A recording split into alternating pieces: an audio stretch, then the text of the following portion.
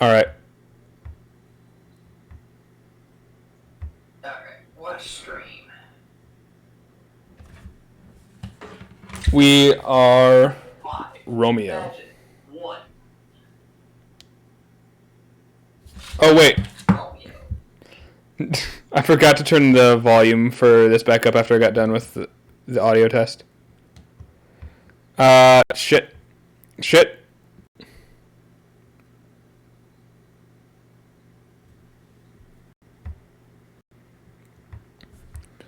All right, and we have sound. Sound is good. Sound is important. Chat can't not. Well, cat. This is why I don't English anymore. Why are chat can't not respond if we don't have sound. There you go. Well, they could hear us. They just couldn't hear the game, which I have since fixed.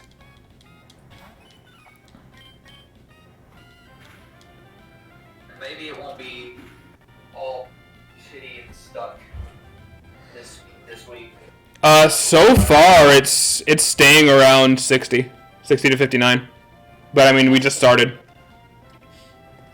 Well, I mean, it's like stream itself on Twitch. Oh yeah, I remember. For me, like buffering and I. It was, yeah, that was just the way that stream was. The VOD's fine. It was just the stream was weird. But yeah, the VOD that I'm gonna end up posting on YouTube probably after this stream it's fine. And then now, since I have the thumbnail already made, and I just need to change a few details for this episode, I'll probably get both of these up tonight.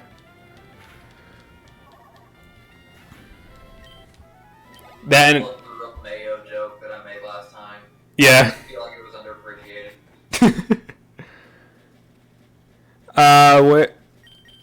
underappreciated. Team review, because it's been a fucking week. Yeah. Alright, so we got P-Bit with huge power. That's actually awesome, actually. Once this becomes a Azumarill, that's going to be big. It's got Tackle, Defense Curl, Tail Whip, Water Gun, standard. We've got Elmo. Oh yeah, Elmo! Because the text changes the M to an N. I forgot. Nope. It speaks Spanish. You know. Yeah. Sometimes he is El No. Ability is Keen Eye. That's gonna come in handy later. But it still misses with every supersonic we throw at things. Well, yeah. We got Torrent and Jeffalotl. His name is Jeff. Oh yeah, he's got Mud Slap. That's actually super handy. Pretty standard move for a Marshtomp. Whoops, wrong button. No, that was me hitting the wrong button on my totally not a PS4 controller. I am playing this on a Game Boy Advance SP. Oh yeah, we've got Frogette with Game Boy Advance SP. We are sitting in the same room. yeah. He's Dylan is looking over my shoulder to see the gameplay. It's a really shitty Game Boy Advance too. Oh yeah, the screen's messed up. When we were It hasn't aged well. There are scratches. Speaking of which, I'm looking into getting like because I don't have my childhood one anymore. I don't know what happened to it. I'm looking into getting a GBA. I know exactly what happened to my childhood consoles. Oh. And I'm not happy about it. Oh, gotcha. Yeah, like for example, my GameCube. Mm-hmm. I had my GameCube, my Wii, and my old PS4 in storage, and my PS3. Yeah. And you know, it's that storage center in the middle of Rayburn that was behind the barber shop. Yeah. And apparently, that is a store your own risk storage unit. Got you. They don't have any kind of security. And my dad actually got the storage unit. Like, he didn't have to pay for it because they cut the grass there. Yeah. So ended up, someone came in and cut the lock off a bunch of different storage units, including ours, Nice. and they stole all my games, all my consoles. I was pissed. Yeah, like, the only 2 game consoles I have left that aren't with me are my buddy Chris has my old DS and my 3DS. Mm-hmm. I was so upset. Oh, I accidentally hit the speed up button on my Game Boy Advance SP. definitely. Because I have it set to R2, so I just, like, my fingers, I slipped on it. I was like, what is happening? That extra button attachment? That's cool. Oh, yeah. You know the like, attachment that you can get for the 3DS? They experimented with it on the GBA. Works really well. Yeah.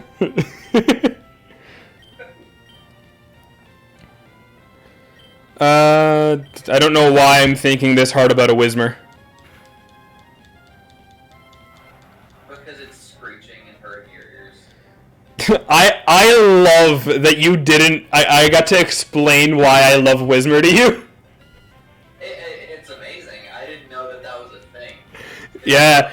The name is really misleading. Yeah, If you're really shy, but like hiding Yeah. behind things, you wouldn't expect it to just be like screaming at all times.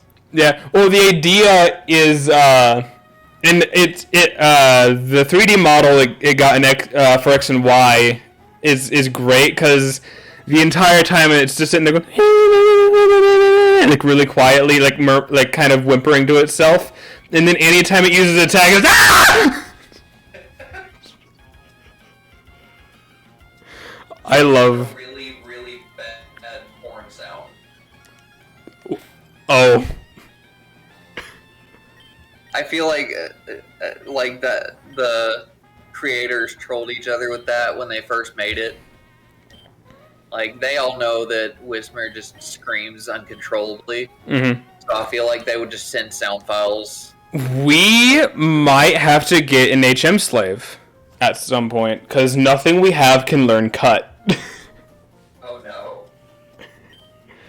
Which is weird. I thought usually all the starters can learn the HMs. Are there any water types yet that can learn cut? Well, we haven't encountered a water type that can learn cut. That's gonna be fun. I would have thought Marshtomp would be able to learn it. I did too. Don't worry about this. We're just plotting right now. Yep. Bring this letter to some guy named Steven. I don't know who he is. He's definitely not the champion. Dude, Steven is such a fucking badass. That's one of my only grievances with Emerald is it changed who the champion is. You can still fight Steven in the post game, which we're definitely fucking doing that in this playthrough. But he's not the champion anymore, and Wallace just is not as good a champion as Steven is. Is it Wallace or Steve that uses Metagross? It's Steven. Because he gets the Mega Metagross in Oraz. Yeah. My background on my 3DS is Steven's battle music with him. He's on the bottom screen, and his team is behind him in black and white. And when you open the DS, it does the Pokemon Center healing sound. Do you manage all sound adjustment? What's up? How'd you manage all the sound adjustment on that? Oh, it just comes with the background. Oh, okay. Yeah. Dude, there's some really cool fucking backgrounds. On my Galaxy 3DS I have that's with Ronnie right now. I forget what he asked me to do.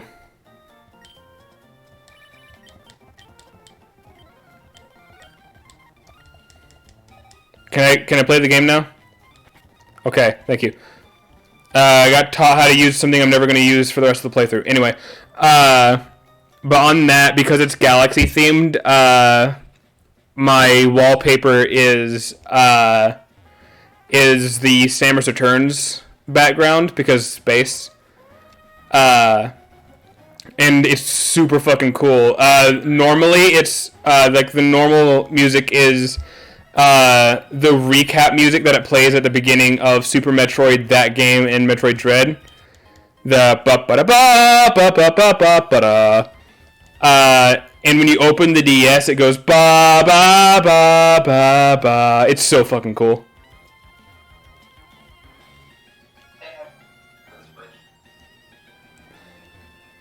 Yeah, if you haven't played any of the Metroid games yet, I highly suggest.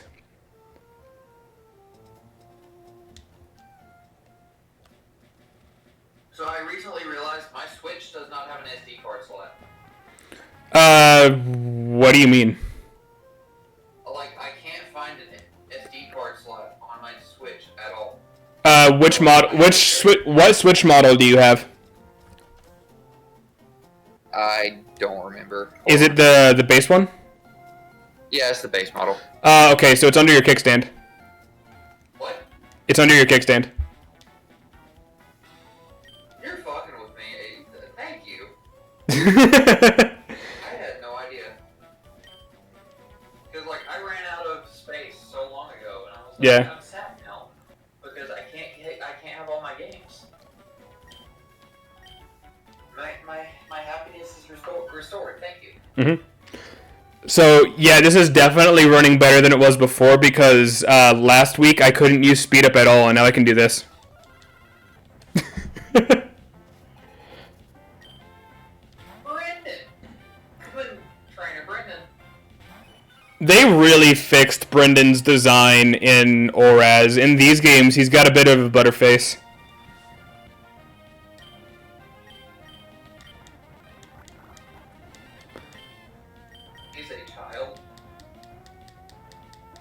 I know, but they gave him a very unfortunate face.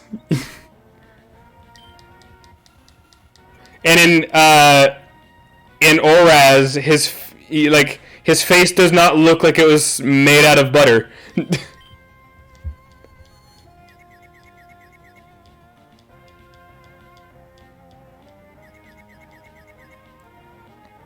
You can be a child and still be ugly. Fair. That entire time I was contemplating, do I actually want to say that out loud? It's still rude. Okay, so hot take, bullying should somewhat still be a thing. Not to the extent, like, it drives people to suicide. And alive it, I should say, so we don't get a strike. I'm interested to see where you're going with this. Like... Oh, I forgot that he has Trico. Like, kids do weird shit. Uh-huh. And some of that weird shit should not be done. Uh-huh.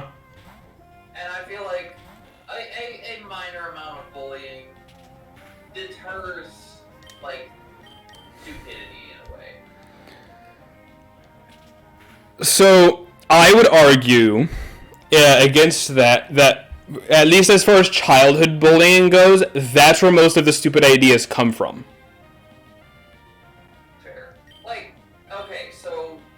No, Elmo! Me, like, my friendship involves gently bullying my friends. Yes, I remember. Not to be mean, it's just like, I'm gonna call you out on your stupid... Well, there's a difference between, like, picking on someone and bullying them. There's a hard line there. But, like... I feel like picking on would be a better term. Yeah. Yeah. I full agree. Because, like, and I have to admit, I was bullied as a kid. We were both bullied as kids. Yeah, well, we were the nerds in a... One dude rubbed his ass on you during break. No, that was I remember that vividly. It will also, like, we were the nerdy kids in a rural high school that was obsessed with football. Yeah.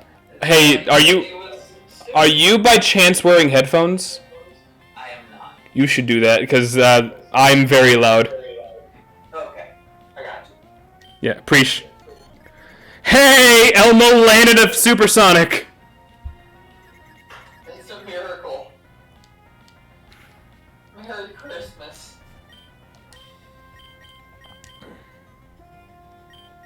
So I don't think the Switch has downloadable games in the store.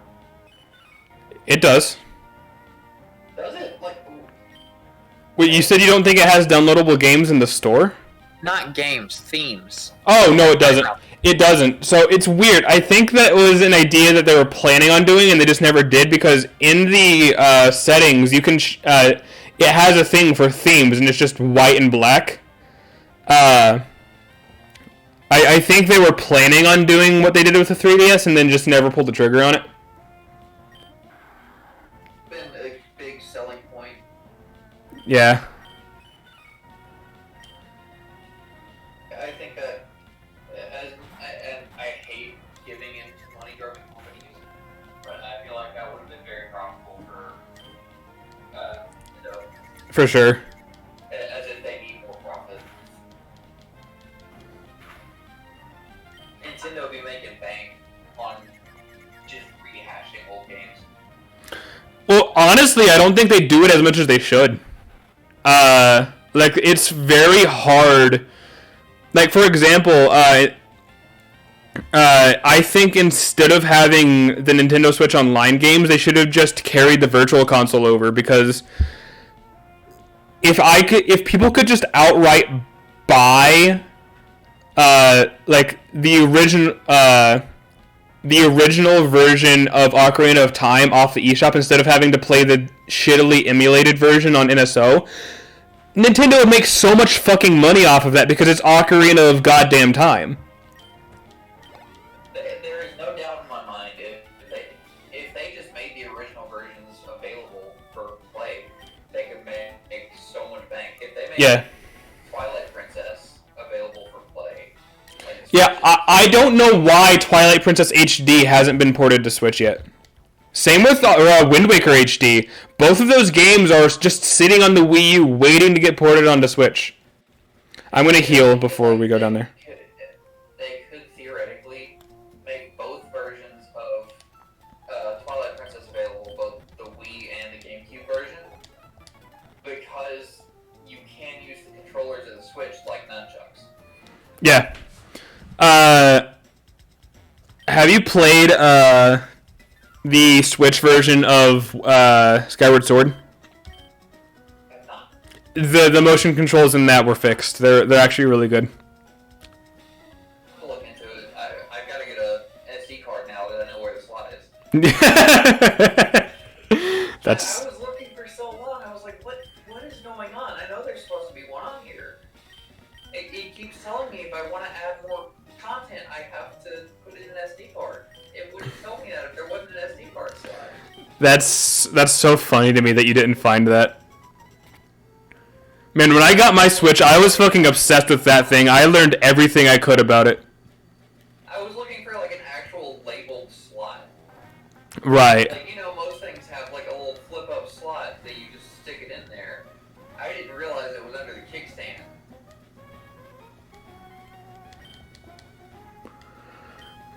So, just so you know, as long as we're only talking about Emerald version, this is going to be the only time that I have fought Brawly, the fighting-type gym leader, without using a Sableye.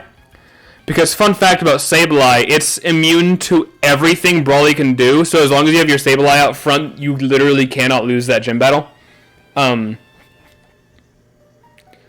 So, this is going to be interesting. I mean, we have a flying type, and I'm sure we can get wing attack on it before, anything bad happens. But yeah. Also, we get to catch Magikarp soon. I wonder if Magikarp can learn cut. I bet Gyarados can. There we go. We have our HM slate. Hopefully. I mean, do you watch Pokemon challenges, by the way?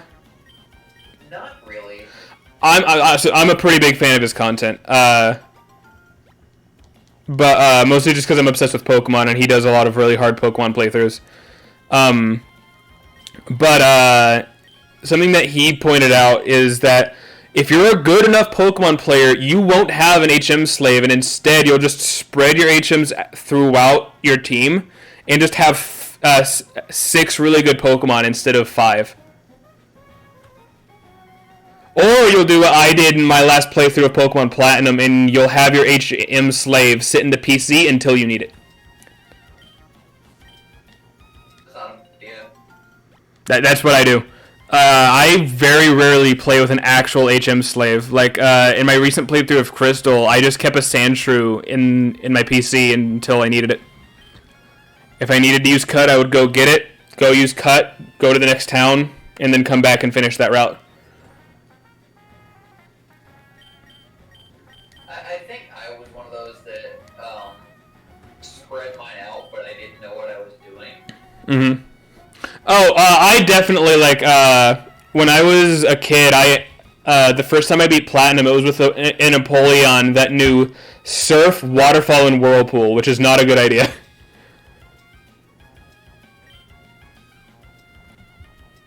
Especially because Whirlpool is, like, secretly the shittiest move in that game, I swear.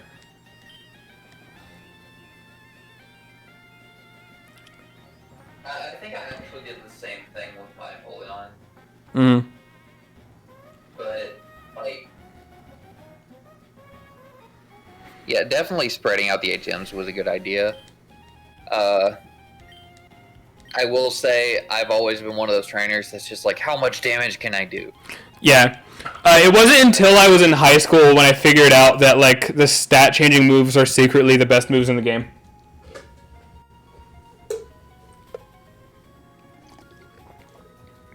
I think I actually did a hardened battle one time. A what? Hardened battle. Hardened battle. Like, when you just sit there and go back and forth with Metapods. Oh, gotcha, yeah. like Ash did in the anime? Like, I was bored. I was like, you know what? I want to see how far I can take this. There is a limit. The game only increases your defense so much. But, yeah, that's why any game from Gen 6 onward, if I can have Power-Up Punch on a Pokemon, I do, because that move is so fucking good. Do you know what it does? Isn't it one every time you land a hit, it gets stronger? It's that, but better. Every time you use it, it deals. It is a move that has 40 base power, and every time you use it, it increases your attack by 1 stage. So you could, if you do that a couple times and then hit someone with close combat, they're fucking dead. I used that on a competitive Blaziken that had speed boost. So every turn, my speed and my physical attack were going up. I did not mean to go back. Whoops. But I was not paying attention. I've noticed that in Arceus they actually make speed a more important stat. Yeah, dude. Man, that combat system is so fucking good. How far have you gotten? Goes to the last noble. Got you. Like, I'm trying to get the... Once you get to the post game, don't stop playing. There is a boss fight near the end of the post game. I'm not going to tell you anything about it, but it's so goddamn cool. It's hard as shit. Like, be ready, but it's so cool. As far as post-game content goes, Mm-hmm. how do you feel about Sword and Shield's post-game? With or without DLC. Huh? With or without DLC, there's a big difference. I don't know. Because I honestly, in my opinion... Okay, so story-wise, I liked it. My favorite gym leader, the guy, the goth guy, he showed up more, so I was happy with that. I like that it finished out Hop's character arc, because I actually like Hop. I think he's fine. Like, he's not my favorite rival by any means, but I think he's fine. I did enjoy going... I enjoyed it, But Sword and Shield, like Sun and Moon, I think that they have like very little replay value. Like I don't really plan on going through those games again. I don't think I ever actually finished the Sword and Shield post game because I got so bored chasing around those two brothers. I was like, oh. I like them conceptually. I like the idea of relatives of the original king or the original brothers from Galler's history coming back and being like, "Yo, what up? We should be crowned champion because of birthright or whatever." I like that conceptually, but they were a little like, and I like the idea of them being bumbling idiots instead of actually being a serious threat. But I don't know. I think the execution was a little off. I think their comedy didn't land right. Yeah, that's true. Because, like I said, the idea of them being bumbling idiots is funny to me. Because, like, we had it. You know what? I'm gonna say this. Sword and Shield's post game has a better story than its main game, hands down. I'll accept that. Because holy shit, that story is outside of like Hop and I like all the stuff with Hop and Bead. Marnie, even though I like her design, is a piece of cardboard with a face on it. She's an adorable piece of cardboard. But yeah, she has no personality. We have the old rod. Say anything about characters with hell yeah. But I can't say anything about characters with no personality because I did start watching SAO. I did not know where that sentence was going, and I'm very happy with where it wound up. Like I will admit, Kirito has no personality other than, oh, I'm just a lone wolf. I fight things by myself because I'm sad because this one girl died this one time. Yeah. And dude, as soon as she shows up, it's so obvious that she's just death fodder. Yeah. Like, I loved the story, I did. But as far as characters go, Kirito was not a good main character. Yeah. Oh, hey, while we're fishing, it brought up, it reminded me of this. Are we going to get a Milotic in this playthrough? Should we? Because I'm down. I love Milotic, but do you know about how hard it is to catch a Feebas in this game? It took me forever to catch a Feebas. Do you know why it takes forever? So Feebas only spawns on one route in certain tiles, and those tiles are randomized every playthrough. It's in a very specific river. I know how to get there. It's just there's no real way to know which tile is the right one, and it has a super low. I fucked that up. It has a super low encounter rate.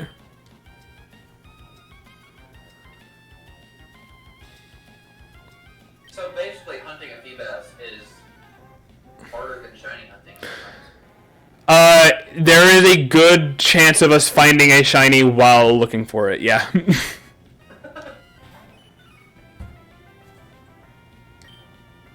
I mean, might as well. Do we plan on doing any kind of contests while we do this playthrough, or are we just doing straight storyline? If we do post game, I wouldn't mind that. I think they could be fun. Because Milotic is definitely a good contest Pokemon. Yeah.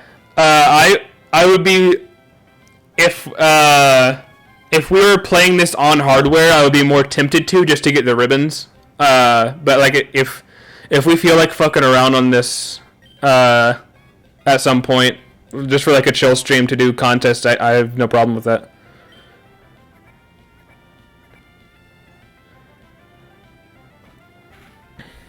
I think for a chill stream after we like finish the main storyline. Yeah. That could be something we can do while we chat. Yeah. Because like, let's be real, we're not big enough content creators to not at least play games while we chat. Yeah.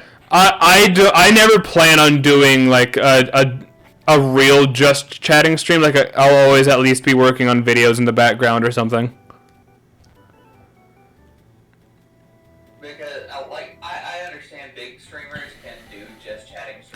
Yeah. get a lot of. And I don't necessarily have a problem with that. I appreciate it whenever like streamers that I watch do it. For me, it's just like keeping myself entertained during the stream in case things start to lag.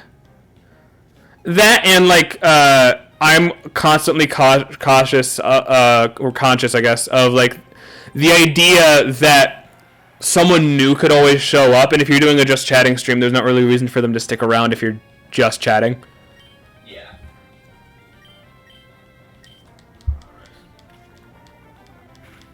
I kind of want to get Discord Nitro, so if I stream on Discord, it's better quality. I didn't even think about that. I should do that. Because like that, getting Nitro is the only way you can actually stream on Discord in 60 FPS. Mm-hmm. Like it's pretty much useless for anything else. I did not catch that Magikarp. I just realized that. Oh, you fucker.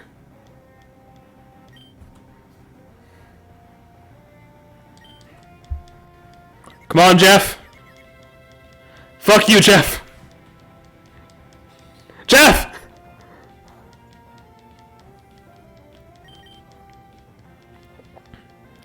Jeff's the GOAT.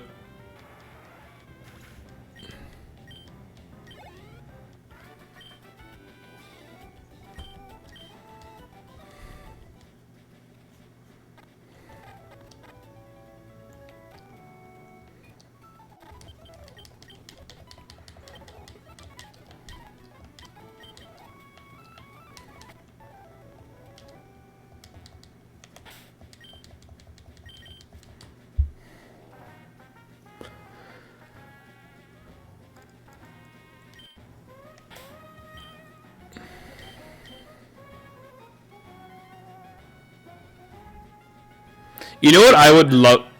Oh, sorry, what were you going to say? I was gonna start a new conversation, but No, all I was going to say is I really want... So have you played a game called Octopath Traveler? no. Highly suggest. It's a really good RPG. It's by Square Enix, so you know it's good. But it has a very specific art style, and I really want a mainline Pokemon game in that art style. Like it's sprite based, but the environment is 3D and it's uses like HD lighting and stuff. It's really pretty. Triangle Strategy is using the same art style. It's by the same team. Every time I think Travelers, I think Pendragon. Oh yeah, you still say that wrong. I know. You can't not say it that way anymore. Pendragon just feels weird. But no, like today it makes me sad because I went to Second Charles over the weekend and I was trying to find those books. I Yeah, don't have any of them. that's sad. I went and looked for the Inheritance series as well, and the Blood Todd series, Mm-hmm. and they don't have any books other than like the second. For the Blood Todd series, they had the second and the seventh book, and for Inheritance, they only had the second book, Eldest. Mm-hmm. And it made me so sad because like, how am I just gonna start a series on the second book? Yeah. It's not fun. It hurt my heart going to that bookstore and finding the books I wanted. Yeah, Pendragon is crazy because that was at one point a New York bestseller, and it's just like it has such a niche fan base now. I found like they had Paolini books. No, Paolini is Aragon. Yeah. I don't think they. No, I couldn't find any books by DJ McHale. Have you read Any McHale books? Have you read the Morpheus Road series yet? No. It's really good. It's a horror series, and it's really well done. You can tell that he has experience with horror writing. You know I like my spooky shit. Yeah, because McHale got his start on like as a writer, like his first real breakthrough into the industry was on Are You Scared of the Dark?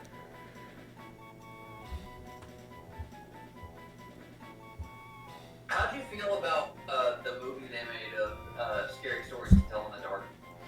I didn't watch it. I keep forgetting that movie exists. I watched it, and I barely remember anything happening in it. I only remember a couple of the stories.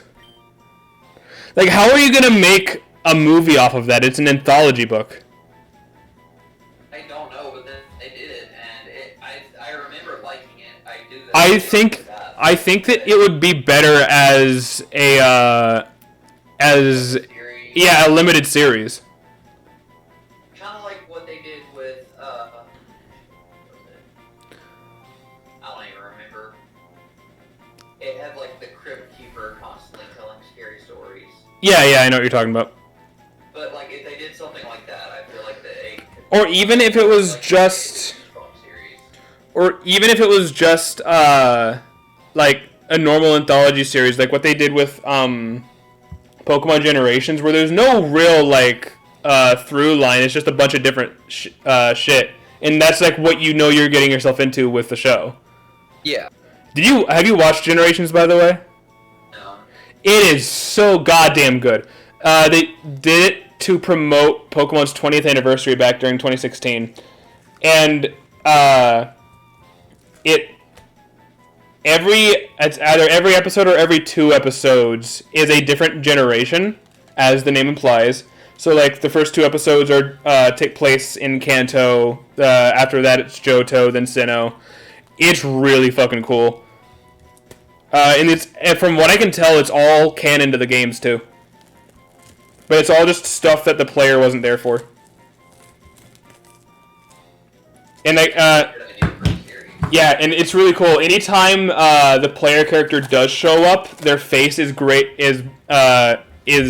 like has a shadow over it, or just isn't visible, because the player is supposed to be you, so they don't want to take you out of the games. They don't want to tell you, no, that wasn't you there. The idea is when you see Red catching a Pokemon in Viridian Forest in the beginning, that's you catching the Pokemon. See, and they with Origins, they put Red's story. Yeah, well, Origins is its own universe. Origins is its own universe. It's implied that that's what happened during those games in the Mega Evolution timeline, but it's like not specific. By the way, what are we naming our Gyarados to be? It's a female, so Gary's out.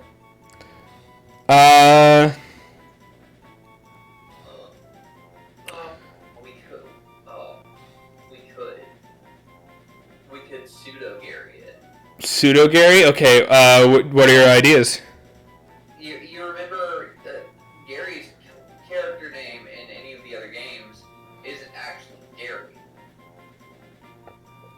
Oh, you mean Blue? Just name it Blue. Name it Blue. All right. Because Gary is too obvious. Yeah. Gyarados. But in Gyarados is Blue. I like it. And it's a gender-neutral name. Yeah. Fun fact: in Japan, Blue's name is Green. Because in Japan. That's what took me so long to think of it, was because I couldn't remember if it was green or blue. So the reason being, in Japan, obviously the games came out first there. It was red and green, and then they got. Blue was basically Gen 1's Platinum, and it had like improved sprite art. Some of the music was better mixed, so Lavender Town wouldn't give kids migraines anymore, and it just had like general improvements on the game. Count suicides. Well, that's an urban legend, so it was red and green over there. The player character's name is Red, and then green is the rival. And then Blue was going to be the name for the female player protagonist before they had to cut female player characters for storage reasons. And then in the US, it's the opposite. Because Red and Blue came out over here, Red is the male protagonist. Blue is the rival, and green is the female for Gen 1. And then for the Gen 1 remakes, Fire Red and Leaf Green, the female's name is Leaf.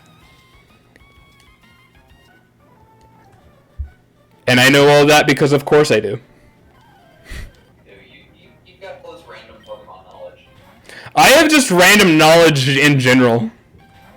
You right.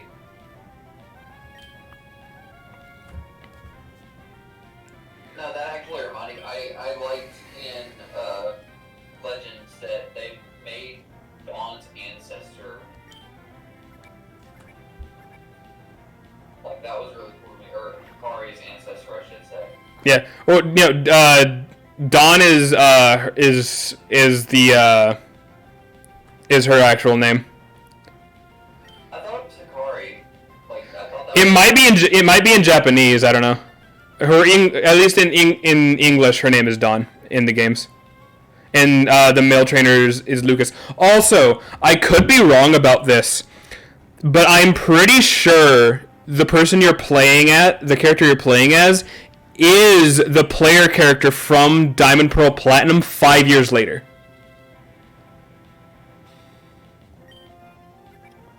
I could be wrong about that, but that seems to be what they're trying to imply.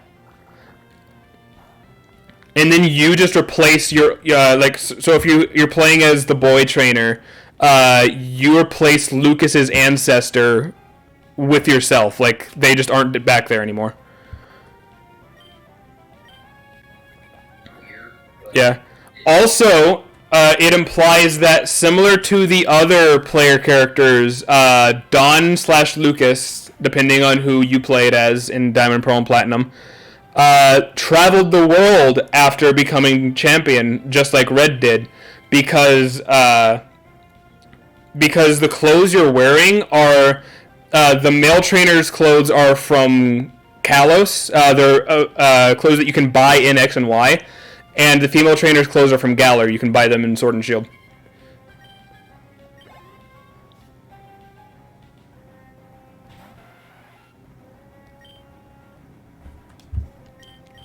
actually a really cool Yeah. tieback. Yeah. Also, I'm not going to spoil any story things for you, but if it is either Dawn or Lucas that you're playing as, again, depending on who you chose, it would make sense, because why else would Arceus summon you, you know, if you are dealing with godly Pokemon? Dawn and Lucas have already solved a similar problem before. I am still in love with the fact that God literally is just like, hey kid, I'm sending you back in time. I love that he abducts you from your from out of time and space and is like, yo, your phone fucking sucks. Let me change that shit for you. Yeah.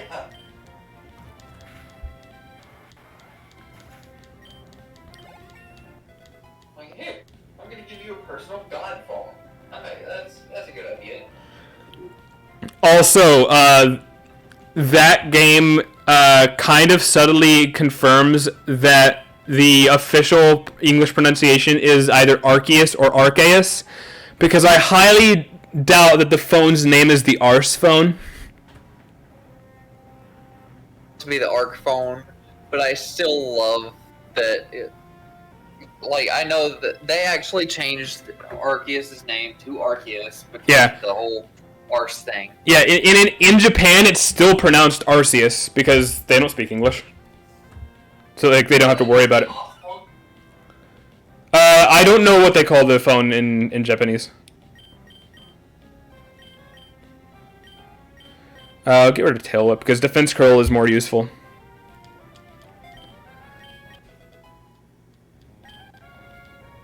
Peebit just became fucking dangerous. I'm actually going to start switch training Blue. Probably not a bad idea. I forget what level it evolves at. 20. It gets tackled at 15 and it evolves at 20. Okay, so that won't take too long. Yeah, it's not gonna happen before the gym. I'm telling you that. I know that. Which is fine. Yeah, Blue's gonna sit that one out. Which sucks, because it's flying type. By the way, speaking of which, have you seen what Gyarados can do in Legends Arceus? No. It can fly. Oh, Seen that.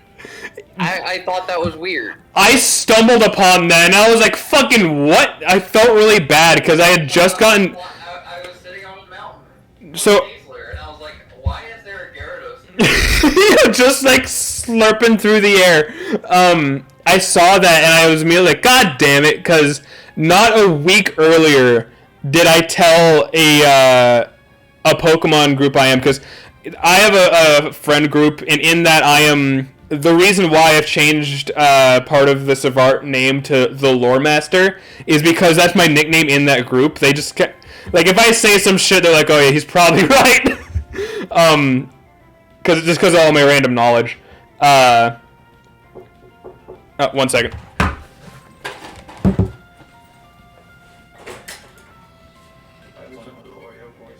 Oh, yeah, I got you. Okay.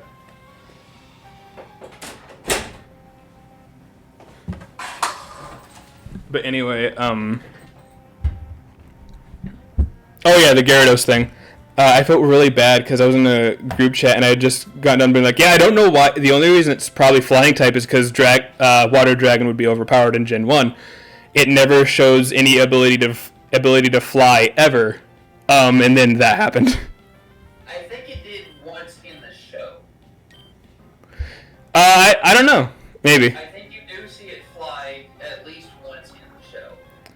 But as far as like the games go, I don't think it does any kind of flying in the games. Yeah. Which, as either flying or dragon type, it does make sense that it could fly. Mm-hmm.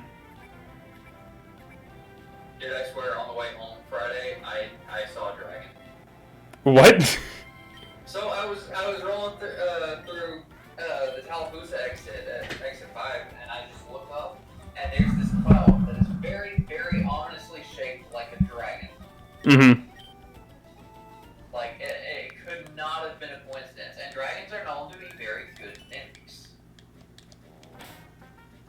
they do have that ability. So, Okay.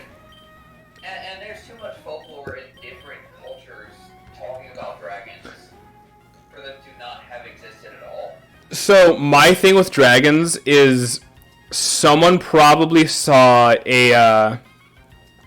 like some early human probably saw like some big lizard and was like, that shit's crazy.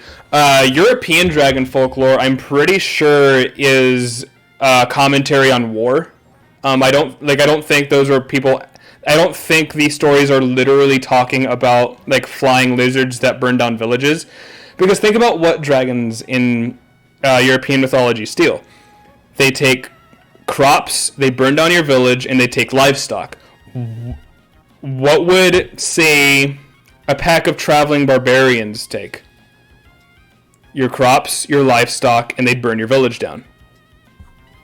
Like, it's probably... You can't forget kidnapping a damsel. Well, even that, stealing women and children. That's a common thing for, like... that was a common thing to happen in war back then. Now we have human rights. Depending on where you live.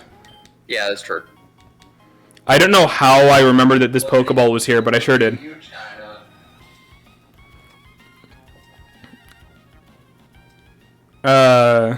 But yeah.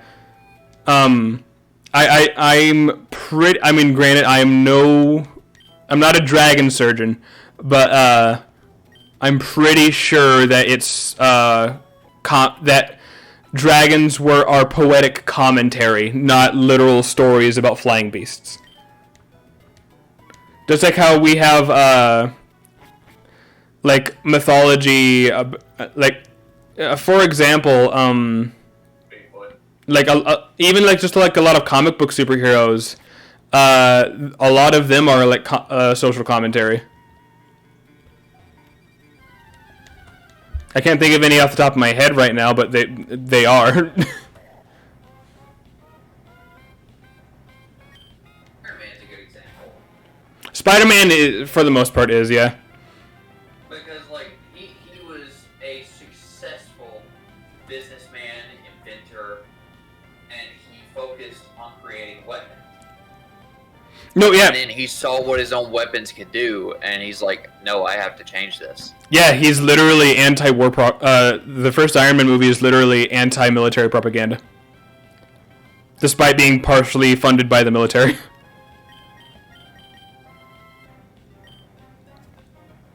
So, like, if that is a good example of the social commentary in comic books now. Yeah. Hell, X-Men was a... No, yeah, it still is. Yeah. I've probably talked to you about this before, but my favorite example of that is in X2, the scene where they're telling Bobby, Iceman's parents, that he's a mutant. It is literally beat for beat a gay coming out scene, to the point where she even says, "Have you tried not being a mutant?" Like, and I'm not gonna say every gay person, but most gay people have heard that from their parents. Have you just tried not being sad? The word is gay, not sad, but No, I mean, like, that's the thing. Like, if you have a mental illness, yeah. like, that is, it's a similar phrase used for that, too. Like, have you just tried not? It's like, yeah, let me just switch off my brain. There's a pistol in the drawer. I can do it real quick. But I love it when people say, oh, it's all in your head. Where the fuck else would my mental illness be?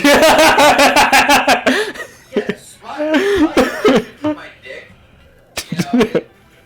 You know, Look, it's part of the reason, but it's not there, okay? different head, alright. Where else would it be? Yes, let's see. My anxiety stems from my ass. My depression is in my knees. You know. No, where the fuck else is mental illness gonna be? It's in the name, mental. It's part of your brain. That's... Your brain's not anywhere but your head. Of course my mental illness is in my head, dumbasses. That's really funny. And, like, I get that the commentary is like, oh, when they say it's in your head, it's just like you made it up yourself. Yeah. But, like, just if you take it literally. Yeah, it sounds really stupid. Mental illness be? Now you just sound like an idiot. Do you not know how the human body works? All right.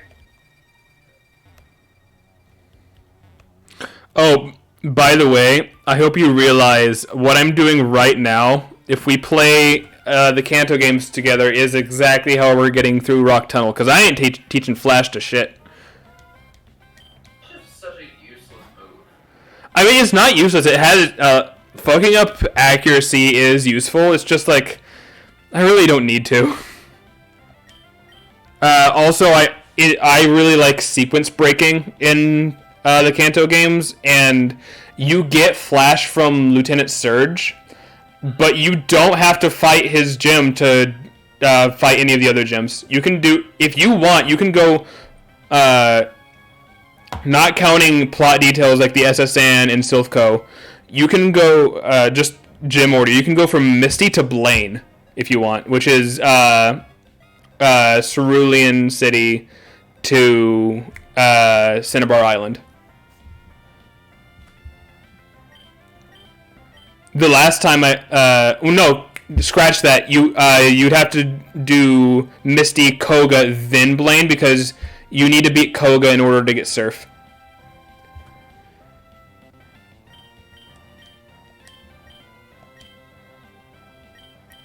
Surf is the only move that you desperately need. Cut and Surf are the only two HMs that you need to open up all of Kanto. You need strength in order to get through Victory Road and to go through the Seafoam Islands. But I mean, the Victory Road's the end of the fucking game, and the Seafoam Islands are optional. And I think you needed to get some of the legendaries. Just Moltres. I mean, no, yeah, because I think you need it for Mewtwo as well. I don't know. I don't remember Mewtwo. I don't go to Cerulean. I never got to Mewtwo. It's fun. Like, I don't think I was ever able to figure out how to get to Mewtwo. So in actual Gen 1, like Red, Blue, Yellow, it's as soon as you beat the Elite Four, you get access to Cerulean Cave. It's the cave that the person is standing in front of by Misty's gym. And in Fire Red and Leaf Green, you need to do the Sevi Islands quest in the post game. Like Mewtwo is your final boss in Kanto. Yeah, I knew that. I just was because I grew up. Fire Red was my first Pokemon game, so I spent so much time trying to get into Cerulean Cave, and I just was never able to. I can't tell you how many times I went back to try to fight the Elite Four, Mm-hmm. and I just couldn't find it. I couldn't figure it out. Well, we'll have to. I've had an idea for a Fire Red Leaf Green Nuzlocke. We'll have to do that after this playthrough.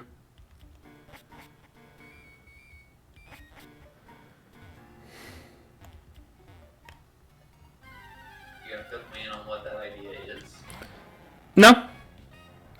No spoilers.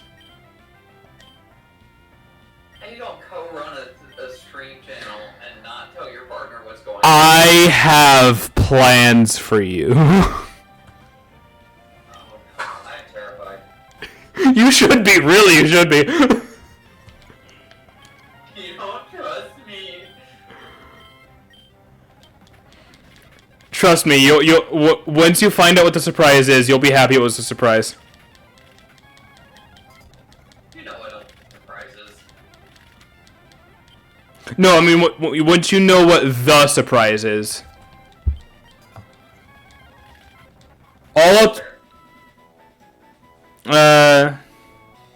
So I will tell you some of the rule sets I have in mind. So it's a Nuzlocke variation that I have in mind.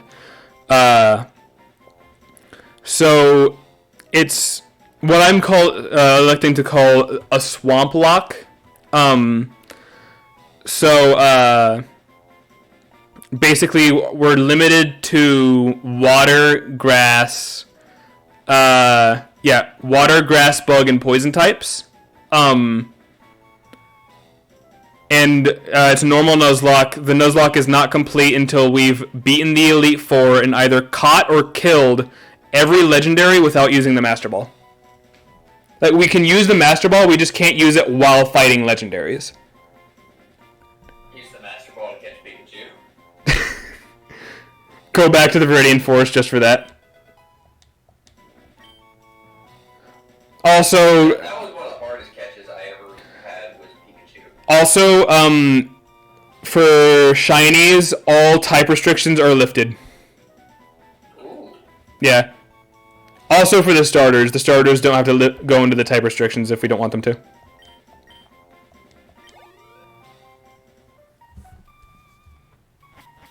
Is this the right way? Am I going backwards? I might be going backwards.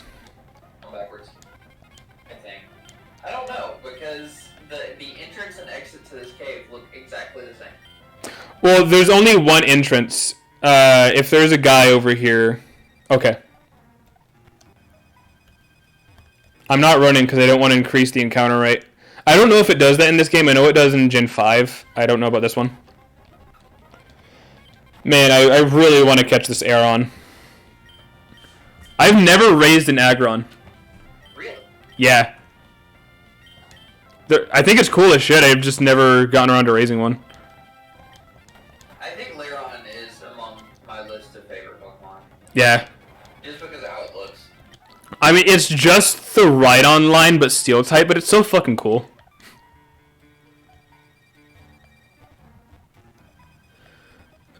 Where's the fucking...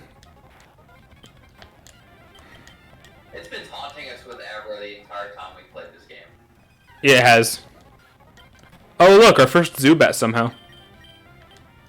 For a second, I thought it was shiny because I forget that Zubat was that purple. Yeah, Zubat, shiny Zubat is green. I still hate that they had those snot green shinies. Yeah, well, the reason for that is not all of them, but a lot of the shinies pre-Gen 6 were decided by a random algorithm. Which is also why a lot of the shinies from Gen 2 to Gen 3 changed, and then from Gen 3 to Gen 5, Gen 3 and onward, they're all consistent. But starting with Gen 6, every shiny is purposefully designed.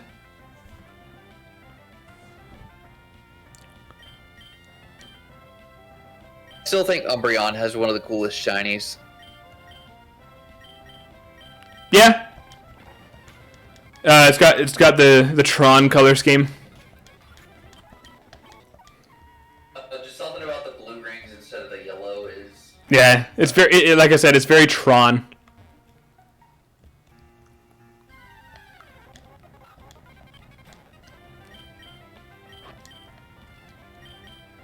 I was so excited when they brought Tron into the Kingdom Hearts games. They did? Yeah, in Kingdom Hearts 2, they introduced Tron. That's cool.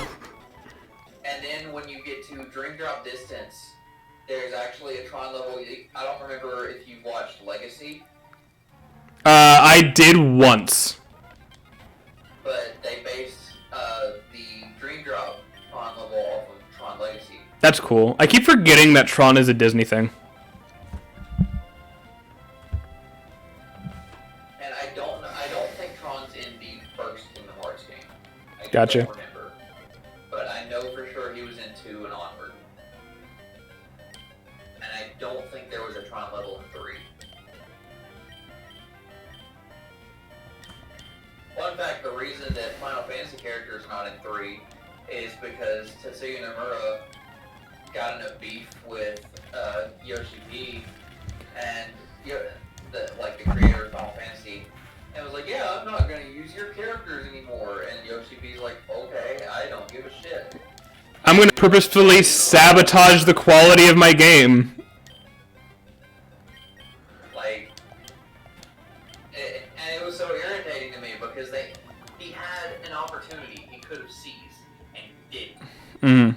Because in Kingdom Hearts 2, if you go back towards the end of the game and try to fight Cypher, he'll actually say, yeah, come back in 10 years. Oh yeah. They could have Like, they could have brought him back and actually made him a playable fight just for nostalgia purposes. But because Tetsuya Nomura decided he didn't want to use those characters anymore. Man, if only all of Kingdom Hearts' sequels were sequels. Yeah, you know?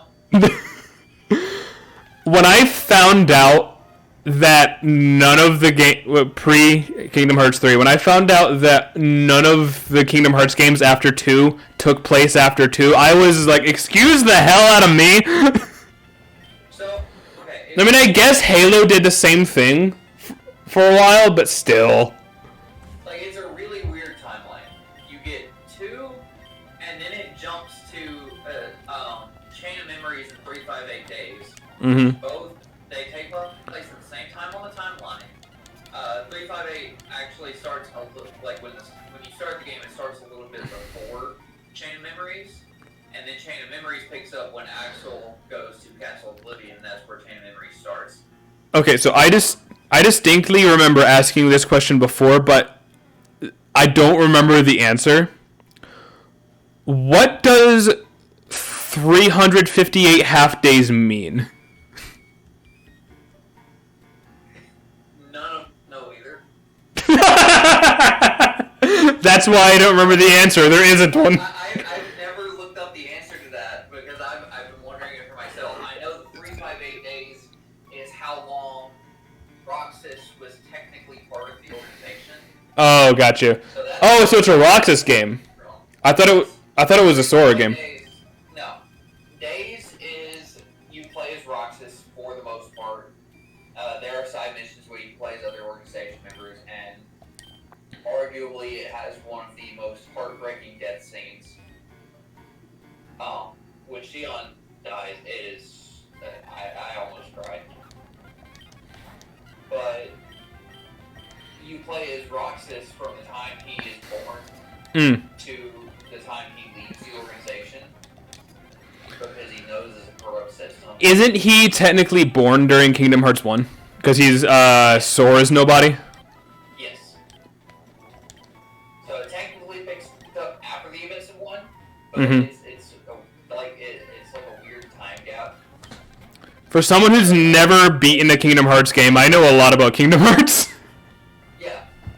Because you've got a best friend that knows a lot of Yeah. the series. Or it's one of my favorite series, even though it's so freaking convoluted. I need to get more into it. I told you about the video I want to do, right? No. So I want to do a series of videos that chronicle me going through the Kingdom Hearts series, and I'm going through them I want to go through the games roughly in the order that they were released. And like at the end, so I'll be doing like a general like I guess review of them. And like giving my actual thoughts on the games, and then at the end I'll try to sum up what I think the story was and how much sense I think it makes. There are so many retcons at this point. Oh, 1 second. 2 seconds. 3 seconds.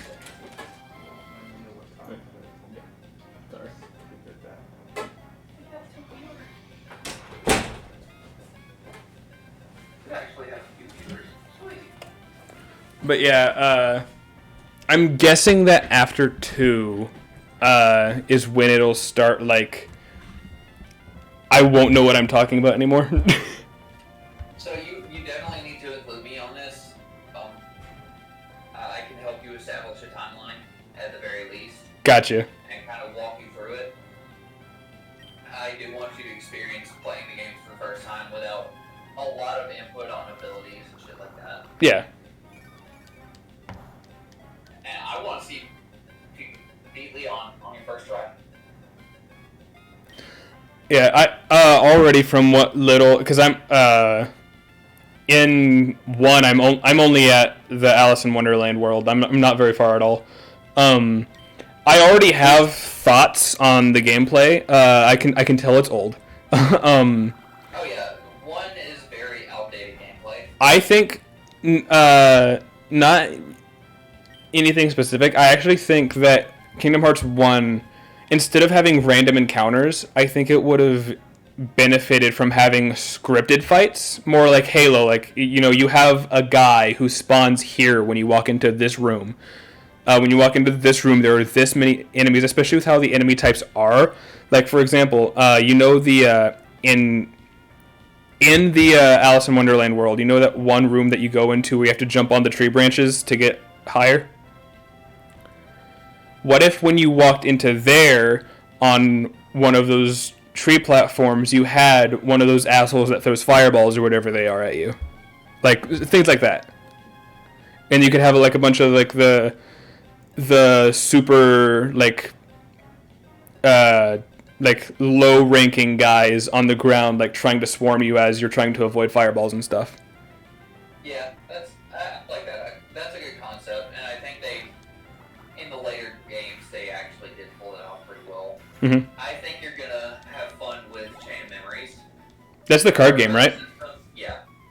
The card battle system is one of the most hated battle systems in Kingdom Hearts, and I actually love the concept. It's just so hard to use in practice. Yeah. Basically a math game, honestly. Because, like, if your card's higher than their card, then you'll win the attack. You'll actually get to attack them. Mm-hmm. And if they throw cards that are lower than your cards, they'll just bounce off. And the timing of a 0 card is very important in that game, because if you throw it too early, you're gonna fail, because anything outranks a 0. Gotcha. However, if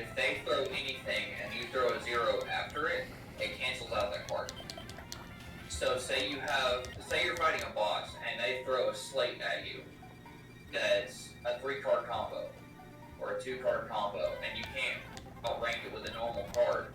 You throw a 0 card, it cancels out their attack, and it gives you a brief window where you can hit them. Interesting. Oh, got an Everstone. It's really good in theory, but in practice, it was hard to pull off. I think the first time I ever beat Chain of Memories, I was playing an emulator, and I cheated. Oh, you did the GBA game? Yeah. And then I played Recon for PS2. I had the whole collection on my computer now. And I actually beat it legitimately when I played Recon. I haven't played Recoded because honestly it doesn't add anything to the story. So I was gonna ask about that because that's other than one, that's the only one I've played. So is there a coded? No. Then why is it called Recoded? Because Recoded, well, technically there is a coded. Recoded is basically the remaster of Coded. Right. So it's like Rechain of Memories. Yeah, that's what I was. What system did Coded come out on? Game Boy. Oh, gotcha. GBA or Game Boy? Game Boy. I think GBA. No, because it's a PS2 series, so it would have been after the Game Boy Advance came out. Yeah. I remember I started playing Kingdom Hearts. I went with my dad to a party at a friend's house, and they had it there, and just because I don't do parties, I was like, you know what, I'm just going to play this dude's PS2. And I just picked out the game because it looked cool, and that was the end of it. I fell in love. Hey, look, it's that person who, assuming they're an adult, I have a crush on. My name is Steven. I'm interested in rare stones, so I travel here and there. Oh, a letter for me. I too like rare hard things. So, do you know what Steven's last name is? No. Stone. He's one of the only Pokemon characters that has a last name, and it's stupid. Okay, thank you. You went through all this trouble to deliver that. I need to thank you. Let me see. I'll give you this TM. Oh yeah, he gives you Steel Wing, that's right. Oh, we could use that to go ahead and... Yeah. Elmo. Let's go. Can you look up at what level Elmo gets Wing Attack? It should be pretty soon. Mm-hmm.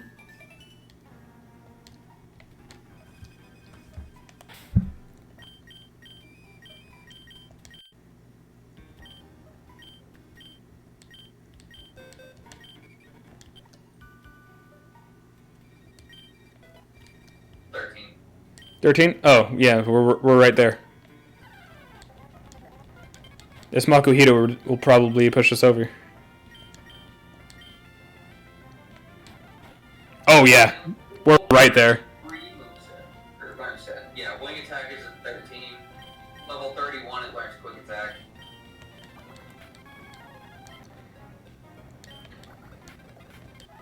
Quick Edge.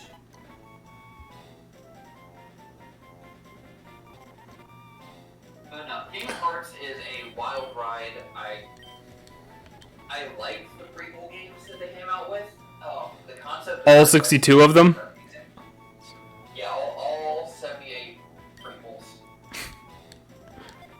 But no, personally, I never finished the mobile game or the online version of the mobile game. What was that rhythm game that came out recently? Melody of Memory. And it's Yeah. basically just a recap of everything from what I've heard. I haven't played it. I thought it was so... so... Yeah, I thought it was so weird that they announced that during a Smash Direct. Because didn't that get announced when Sora got announced for Smash? I think so, yeah. I was like, okay, this is a really weird way to announce this. Also, that really, really bad Kingdom Hearts port for Switch. Don't get it. It's not good. It's because it's streamed and it's an action RPG.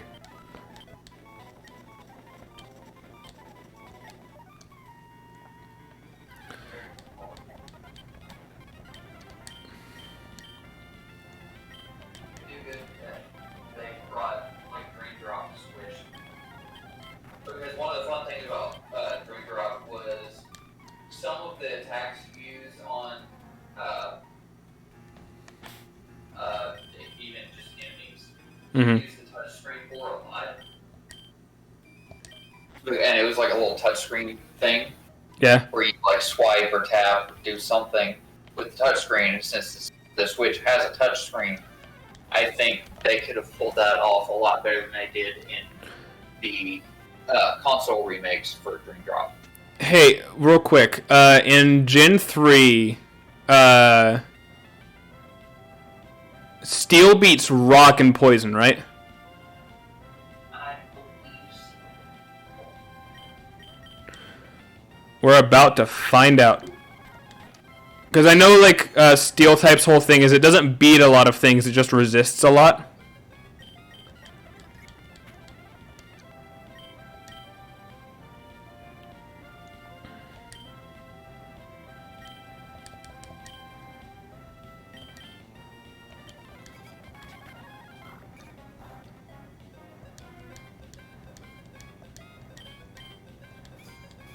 Introduced in Generation 2. Yeah, it should have the same type chart from Gen 2.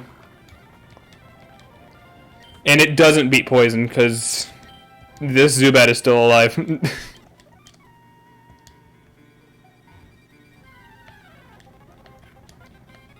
So, offensive is strong against Ice and Rock.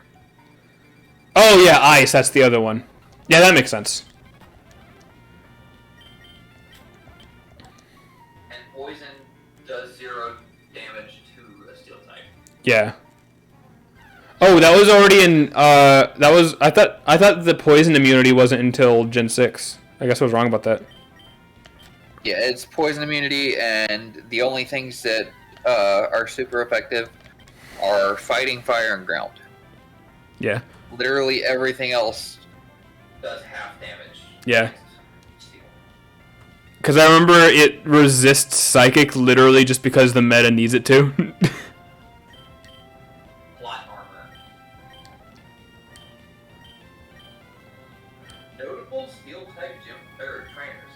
Gen 2, Jasmine, Gym Leader. Gen 3, Steven Stone. Gen 4, Byron.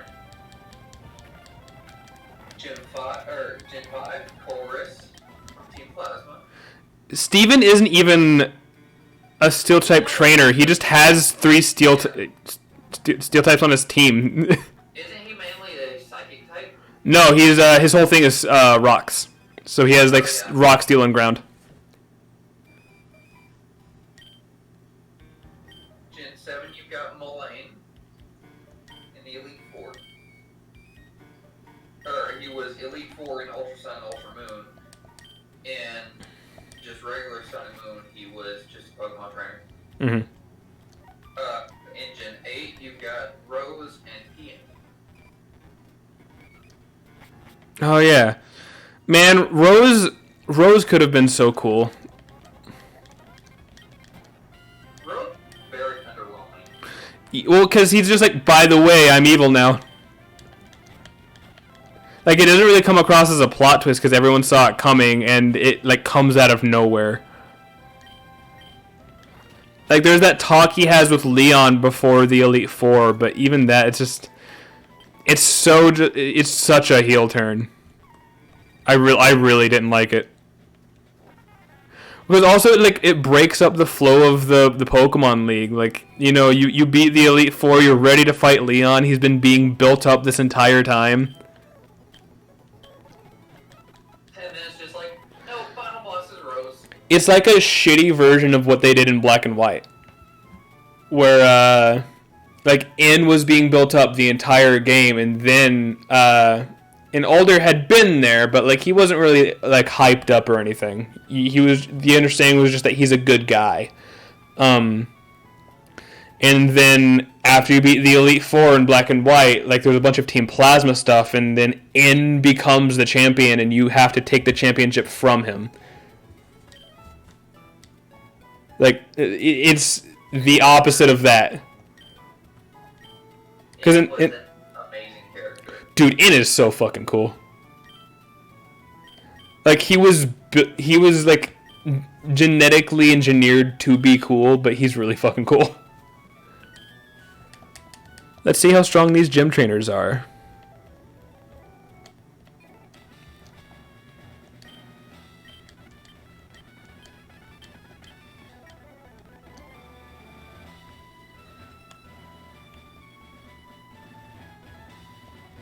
Oh, right. Flash does make this jump so much easier. Oh, this is where you get it, I believe.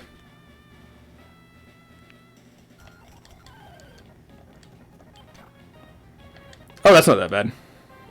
Oh yeah, they intend on you to use Flash to get back out of the gym. No, so you... the puzzle is that you run around fighting light switches, I believe, if I remember correctly. And then at the end, he's like, man, wouldn't Flash have made this easier? I don't think you get Flash from him, but you get the ability to use it outside of battle from him. I don't remember where you get Flash, because who uses Flash?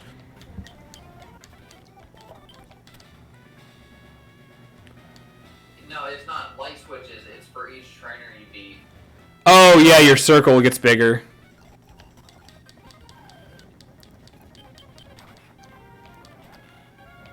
Y'all done fucked up.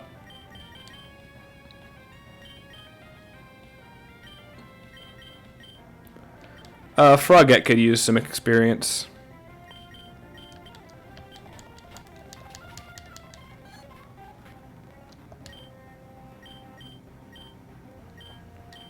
Roads lead to the farm. Do you say all roads lead to the farm? So I'm looking at our viewers list. We've actually had a few today. No, yeah, all roads lead to the farm was here yesterday too. They didn't say anything, but they were just hanging out. No, it says we have 2 current viewers, but on our viewer list we've got all roads lead to the farm. Is the Fritz?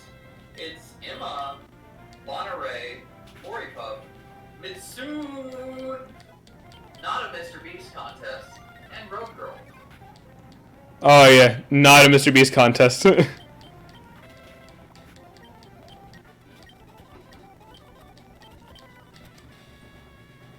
But welcome to anybody that's watching. This is our stream. We usually just talk shit, have fun, Play video we games. name our Pokemon weird things. What would you name a Makuhita?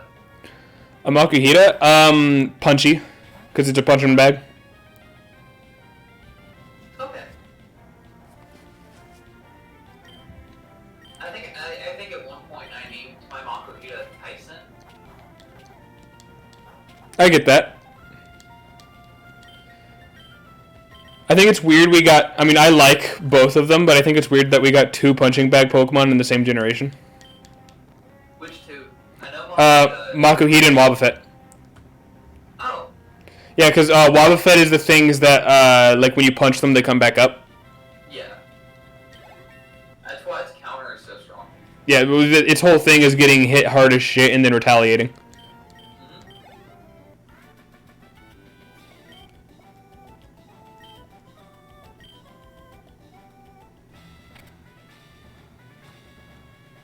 We have a big circle. I didn't know where that sentence was going. I'm very happy with where it ended up.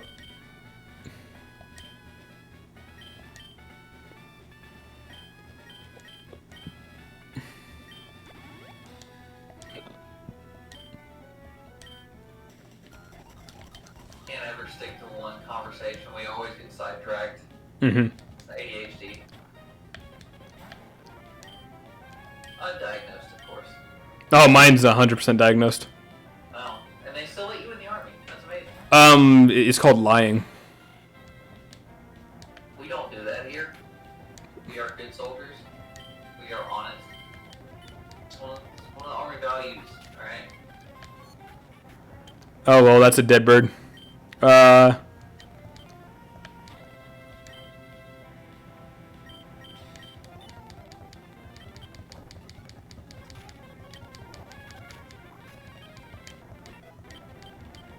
a Flotat.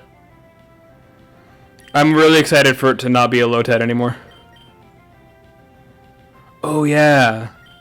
That can be fun. Yeah.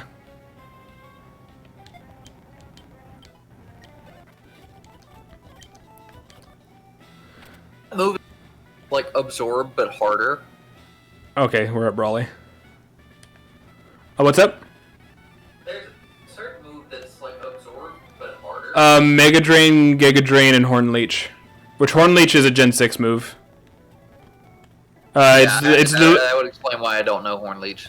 Horn Leech, it's physical Giga Drain. Ooh. It was created for Trevenant. That makes sense.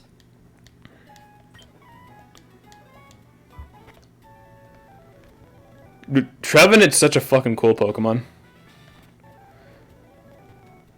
Doesn't it? Or is it just like Previant? It's Trevenant because it's Tree and Revenant.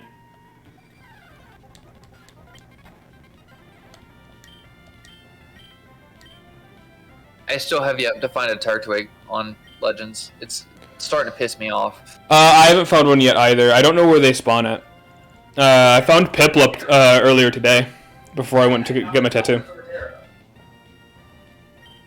I found Alpha Torterra, and I was like, okay, surely there's a Turtwig here somewhere. Yeah. It's probably not far, honestly. Like, it's probably somewhere in the Crimson Mireland. Because when I found my Chimchar, I didn't get I got the obligatory one, but I found them before that. Mm-hmm. And around an Alpha Infernape. Oh, yeah. There's also one, there's a Chimchar by where the Stantler spawn. You can also get Monferno there. Yeah. In the Infernapes, if I remember correctly, past the Snorlax. There's one group of Chimchar and Infernape that you have to surf to get to. Yeah, I know what you're talking about. And that's where I found my Chimchars.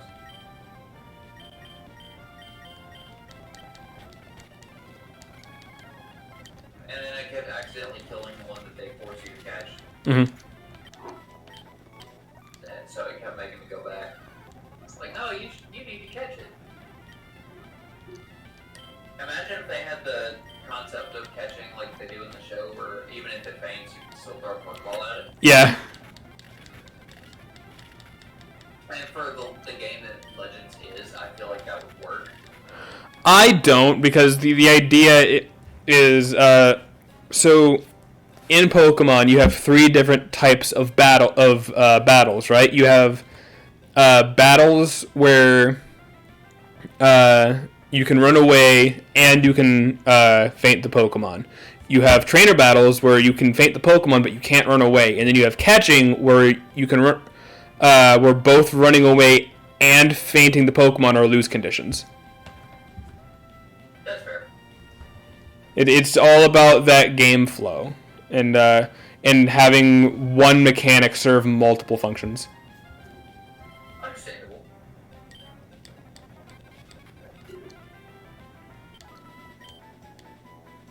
That was one thing I wish they kept. I don't know if they Did you see what happened? You used Shadow Ball and he just... In this cave, nature's power is Shadow Ball. It makes sense because it's supposed to be... No, yeah. I just didn't know that was the case because I don't use nature's power that much. Well, now we know Frogette can fuck up fighting types in this cave.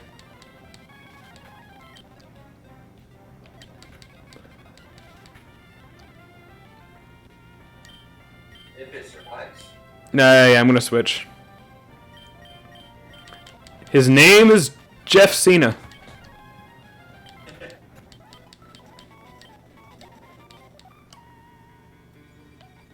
To the heel.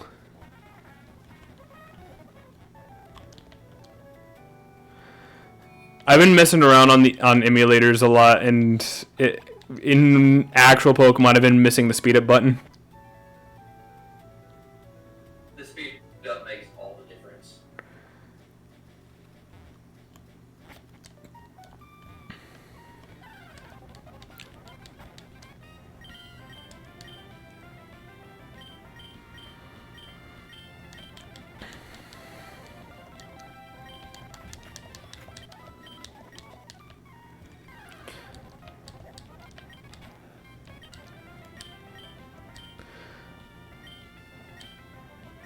I'm so glad we already have Chicken Smack.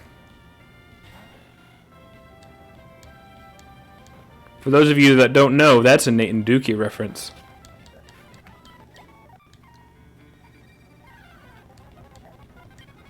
I didn't catch that name to your reference. So, in the Soul Silver Nuzlocke, may it rest in peace. Dookie called because Wing Attack's animation is like a swipe upwards and a bunch of feathers fly off. He started calling it Chicken Smack because the idea is you're smacking it with a chicken, and it made both of them laugh really hard. So from that point onward, in any series, Wing Attack is just Chicken Smack.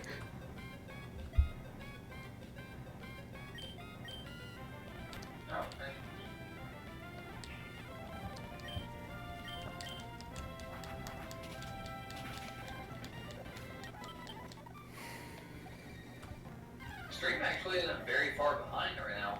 Yeah, Twitch usually isn't very far behind. It's YouTube that has a lot of stream lag. Yeah. Also, we're at 86 frames a second. No, we're at 60 now. That was weird. 6. No, or now we're at 121. It's a high quality Game Boy Advance, alright? Oh yeah. Well, I told you, Emerald natively, like on the GBA, runs at 60. Which 60 has been around, I believe, since the SNES, if not longer. And it's still considered a really good frame rate. Yeah. I mean, it's this. Now it's considered standard, but, yeah.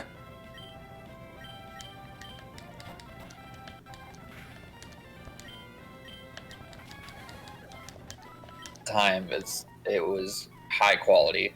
Yeah. Are we just power leveling right now? Right now, yeah, I want to get Elmo and Frogette to 15.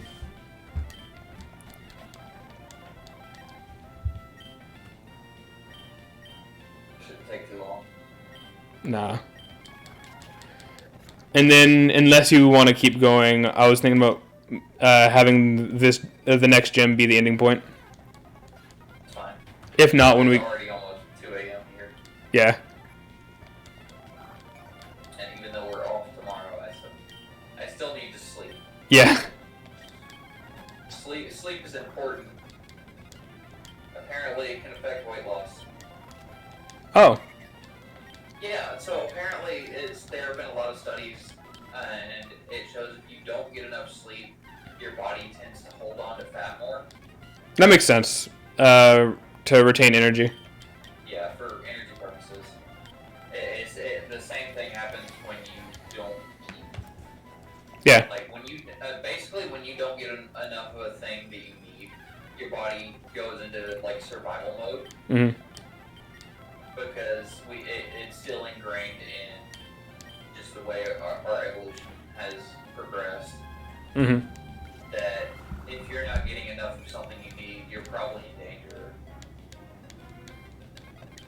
So your body does whatever it can to maximize energy conservation. Yeah. So you don't die. Yeah.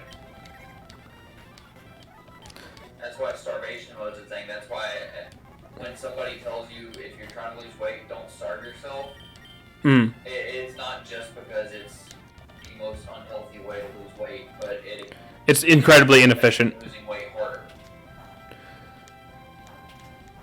Speaking of evolution and survival, what is the biggest, like physically largest animal you think you could beat in a hand-to-hand fight? Penguin. Yeah, I think I could fuck up a penguin. I could fuck up a penguin.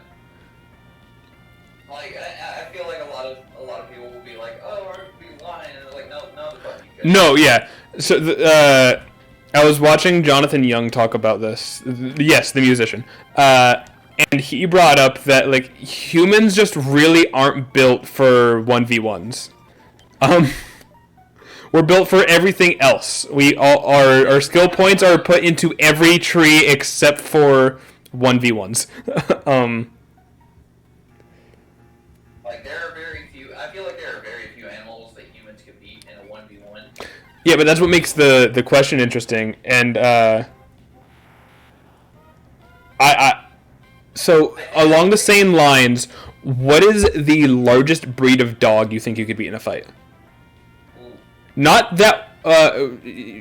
Keep in mind, if you are injured but still kill the dog in the end, you win. Basically, a no holds barred fight. Yeah. Because the idea is whatever animal you're fighting, it is a fight to the death. I assume hand to hand. Yeah. Like you can't pick up a rock and slam. It's your fists versus their teeth. Excellent question.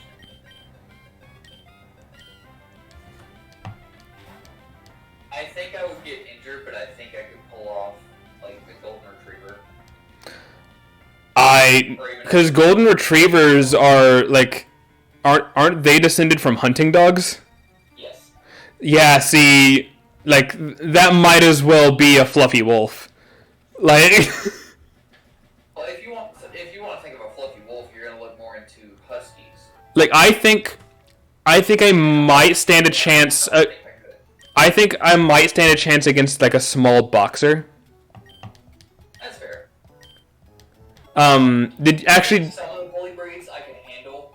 I would definitely get injured. It would hurt, but I think I could pull it off. With dogs, it would be mostly grappling. Yeah. If you can restrain the dog, you can pretty much kill it. But there are a lot of dogs that are, like a lot of the bigger breeds, they're going to be stronger than most people can handle. Mm-hmm. And the dogs squirm. Dogs squirm a lot. So you have to be prepared for that. Well, also, like, even just for, like, restraining a dog that likes you, think about how many tools we have created for that. If it was something that we could do without those tools, we wouldn't have made the tools. Like, even think about something as simple as a leash. Like... Yeah. So, we used to have a dog. It was a Jack Russell Terrier. He was adorable. He was stupid. Yeah. Absolutely, 100% stupid. And I say that because he loved rocks. Mm-hmm. We don't know why, but he absolutely loved rocks. We did not need a leash. Because if you carried a rock in your hand and just made sure he could see it, he would follow you to the ends of the earth. And there was one day on the dirt road that my parents lived on, there's this little bridge. It's got about a 7-foot drop down to the creek bed. Yeah. And he followed me and my brother out there one day. And, you know, I was being a kid. I kicked some rocks off the side of the bridge. And next thing I know, I see this little white streak run past me and jump off the edge of the bridge. I don't know why. I cannot tell you why. I guess he saw a rock he liked. Yeah. He jumped off the edge of the bridge down into the creek and was playing like it was no big deal. Like, he was indestructible. I swear. That's funny. He would do anything for a rock. He jumped out a window once just to get a rock. Because he had brought one in and we didn't want rocks in the house because, you know, The rocks. who wants rocks Right. So my dad threw it out the window, and next thing you know, you see Jack. Zoom! Right out the window. His full name was Jack S. Daniels. Why? Oh, never mind. You don't have to explain it. And my mom's ex-husband thought it was funny.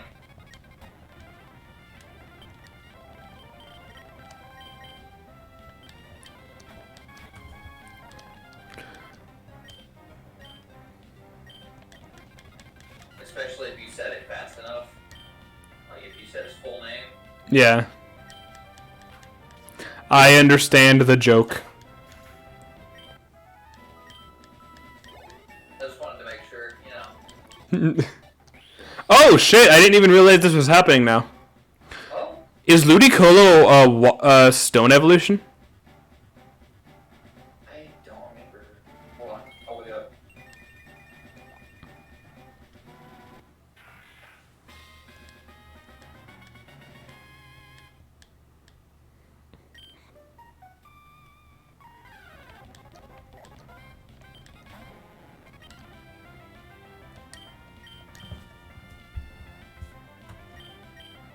I need to learn set.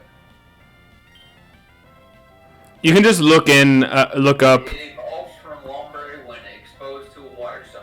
Hey, when do we get water stones? In Hoenn. That's a good question. Emerald specifically, because I know Orez is more based on Ruby Sapphire.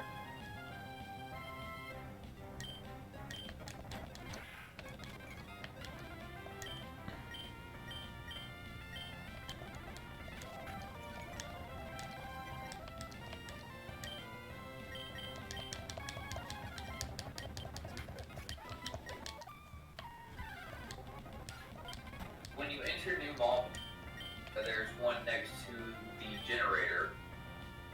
Okay. You can give a shard, the shard maniac outside Moss Deep, a yellow shard, and you can find one in Lilycolo if you surf east and partially north to a dive spot on Route 123. Alright. I believe Mauville City is the closest.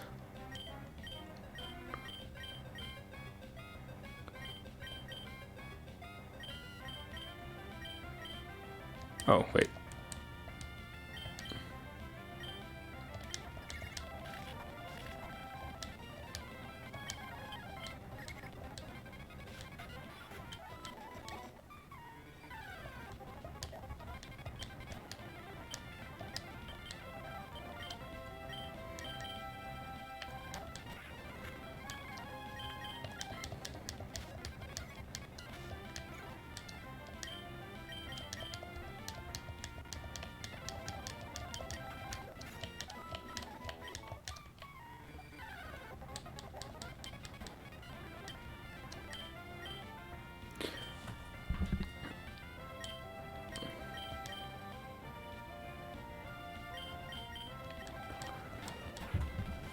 People are saying find a blue shard and give it to the hunter. Got you. I don't know. I don't have like shard locations memorized by any means. Mostly on Route 24, and they say you'll most likely need dive. While you are on the interwebs, inside of Brawly's gym, what move is Nature Power?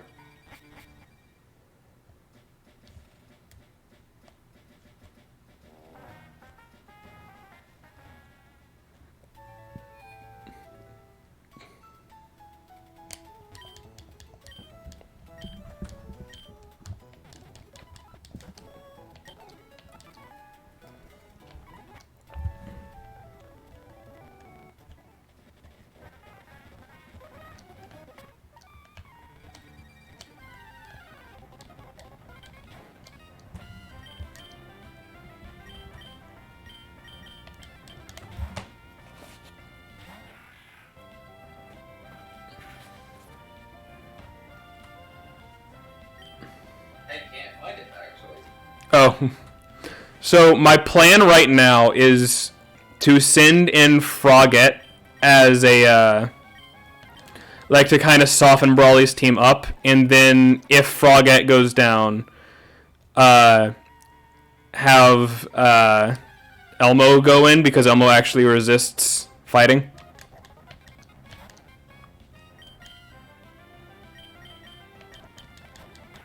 That is my current plan. Because Frogette at least has Astonish, which will be super effective on Meditite. Doubly super effective.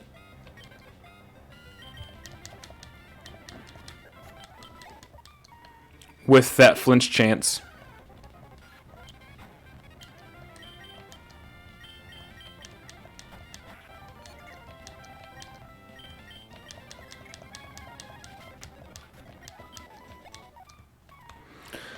You know what?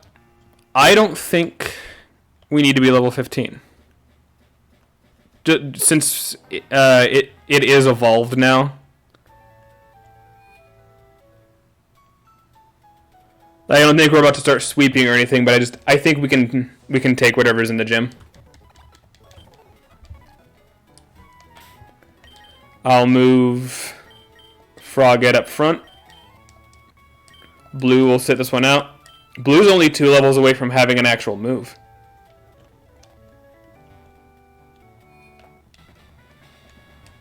It might come out being Swift. I don't know if his gym is considered a cave or not because of the dark. I doubt it. I think it's probably just like building or gym. So if it's in buildings, it's Swift.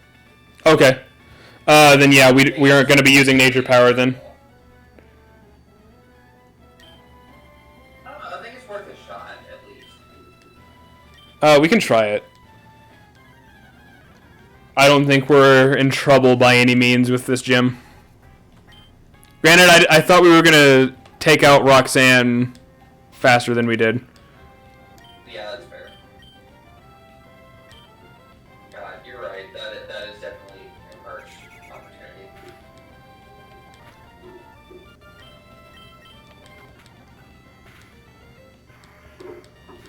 Well, that was faster than I thought it would be. Yeah.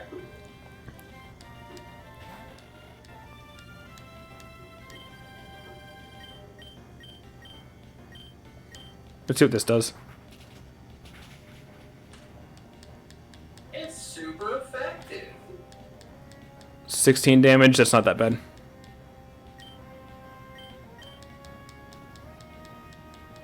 Oh, you suck. You wasted your super potion on Machop.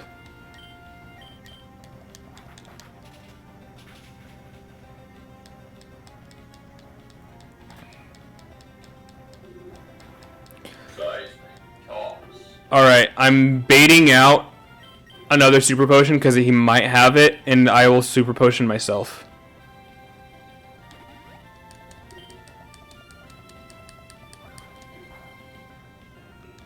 Not bad.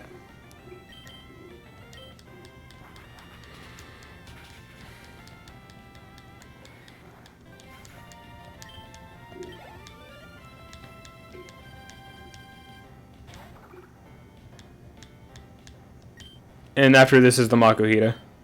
Makuhita is what I'm worried about.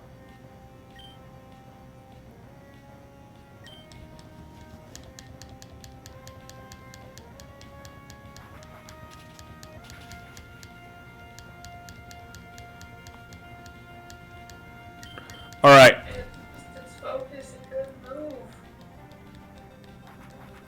Elmo, I need you to listen to me, buddy. I need you to land this supersonic.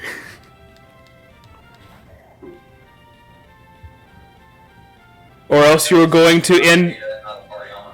Because Hariyama's like a pretty late game evolution. But listen, if... This thing has vital throw, I think. If you don't land the supersonic, there's a very good chance you're going to end up a bloody feathery stain on the wall. You're gonna end up in the forever box. Why? Okay, just bulk up. We can deal with that. That's scary as shit, but we can deal with that. Alright. There we go. Now, as long as you don't get hit this turn. Good.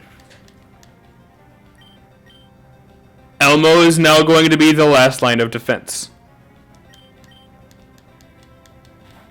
I can accept that. Well, because bulk up builds up defense, so we need to hit it with special attacks.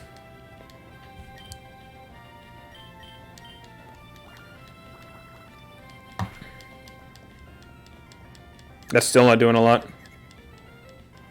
We are getting so fucking lucky on these confusions. Of course, as a berry. That's what I forgot to do. I forgot to load our team up with berries. AKA coward is confusion. It is stronger. I'm not too worried about it. If we lose this time, I'll just load our team up with berries and we'll take it out the next time.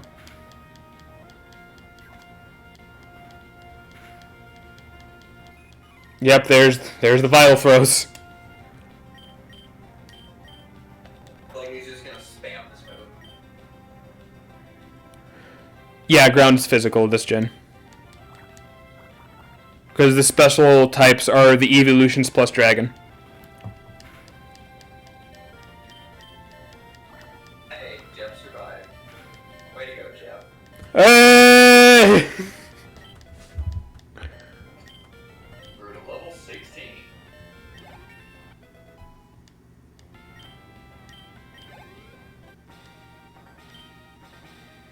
Another gem in the bag. You swamped me. Ha! Swampert to be. I don't think that's actually like a thing, but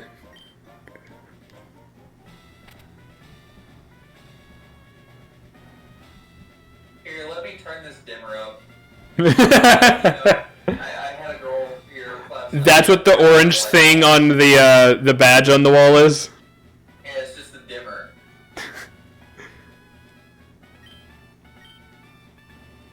Yeah, use flash outside of battle. I'm really glad that they made Flash a TM move later on, not an HM. Yeah. I feel like it's just a waste of an HM. I'm glad that HMs got phased out. Yeah, sure. Wait, what team was that? Bulk Up, I think.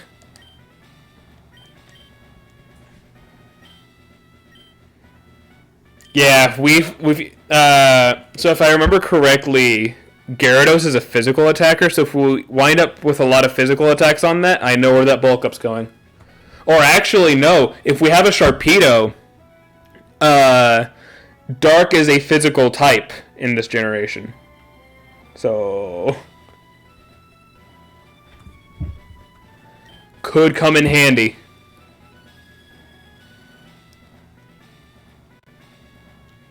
That's assume. Still when Dark was relatively OP, wouldn't it? No, actually, it's the physical special split that really helps Dark out, and that wasn't until Gen 4. Because right now, so Dark is a special type, and a lot of Dark types are physical attackers, for some god-awful reason. His bite. Yeah. But yeah, we made decent progress. We got to Dewford. We fucked up Brawley. First time go. We got through the cave that Steven is in without Flash. And we evolved Frogette, which I didn't even know when that was going to happen. Not prepared, but Yeah. hey, it helped out. So yeah, we'll do this again Saturday, if not sooner. Are you going to be good next Saturday, actually? It'll be late, but yeah. Okay. Because next Saturday is bowling night. Alright, gotcha. Just let me know, and I will get to posting things onto YouTube. The stream stops right